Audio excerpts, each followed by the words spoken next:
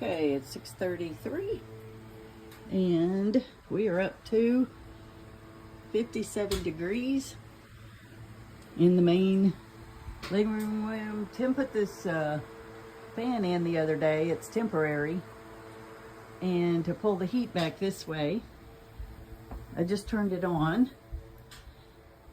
So it's 54 back here and 51 in the bathroom. And when it warms up in here, I will open my bedroom door and let it roll some more. So my heater, my fire's going really, really well. Good and hot. This is really warm right here, standing next to it. I have my little pot on top. I hear it starting to, not boil, but it's starting to go in that direction. So it's been 5:53 to 6:33, and we've come up 7 degrees. So these are the heaters I usually have. I've had. This is just a propane heater, and it usually takes 2 or 3 hours to get it warm in here. And it's not very big, so we're doing a whole lot better and faster with my heater. And I also have this fan up here because I have a loft, and a lot of the heat will go up in the loft area. So we're trying to keep that from happening by using the fan to circulate. So all these things are making it easier and quicker. Now the determinant is going to be how much wood does this all take. So my rack, I had a picture of my rack, and it's out here. So it's got, it was more full, let's see, 2 weeks ago. So it's not a huge amount, but it's going to be really cold today. So we're going to kind of see what we've got. I also have another rack out here that has bigger wood in it, and it was, it's almost gone. That one I've been using as the keeper logs, or the ones that keep the heat going after the fire's been going a bit, and I've got some good hot coals in the bottom. This log is a little bit too long.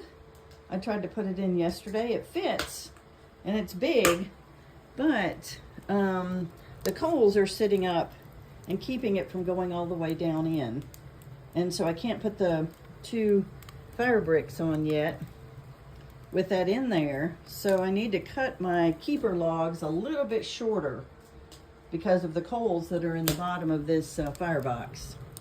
So that's a lesson I've learned, and I'm learning how hard it's going to be and how easy it's going to be, and hopefully easier to keep our house warm with fresh wood off the farm, especially with trees that have fallen. We got several of our branches, little pieces from trees that have fallen across the creek. I didn't realize when I started my video this morning it was only 12 degrees outside. I think it says 13 now, maybe 10, 12. So it wasn't actually 19 like I thought outside, so it's very, very cold. I turned my I turned my heater on in my bedroom because it was getting colder in there instead of warmer after I woke up. So it's now 59 in here, and it is 7:11. So it's been an hour and 20 minutes or so, and I got my fan on. So it's 58 back here. The fan really helps because that's not what we've had, and it's 54 in the bathroom. We got the water drizzling. So anyway, and the heater's still going, and I'm adding wood. So I keep adding some wood till I get it up to about 65. So because it is so cold out, it may take us a little longer to get it warm. These pieces of corrugated tin don't even feel hot to the touch. This is very hot right here, but that's not hot at all because it's got that gap. And we have the gap underneath the heater. And And we have plenty of space back there. And that's not hot to the touch either. This is getting warmer. That's getting warmer for sure. This is getting hot to the touch. Not horribly. And I keep adding a little bit of wood at a time. So we're getting warmer and warmer. So I've had my heater, my new Rocket Mass heater, about a month. And a little over a month. It's Thanksgiving weekend. And I almost forgot to put this big log in, so I put a little stick down in there. You can see the coals in the bottom. I'm not sure if this is going to catch. Hopefully it will. It may be too big. But anyway, I'm trying to learn how much wood it can handle, how big a piece of wood it can handle. So we're going to watch this.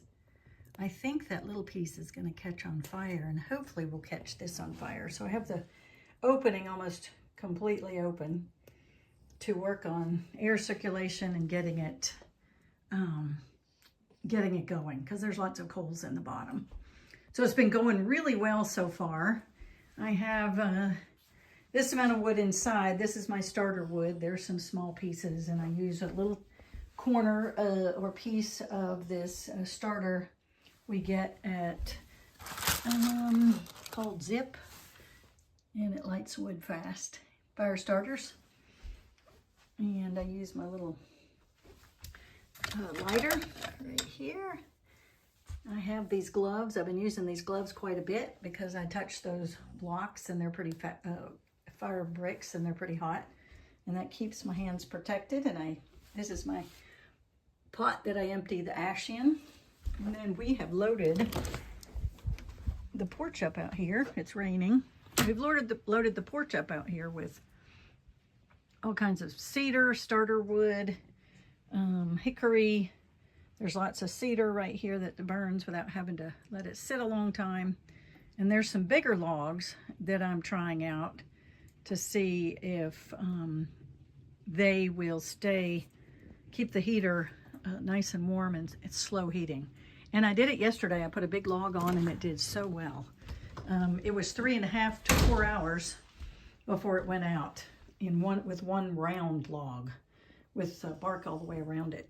So we will see. This one's still not quite lit, but we'll see if might take a few minutes.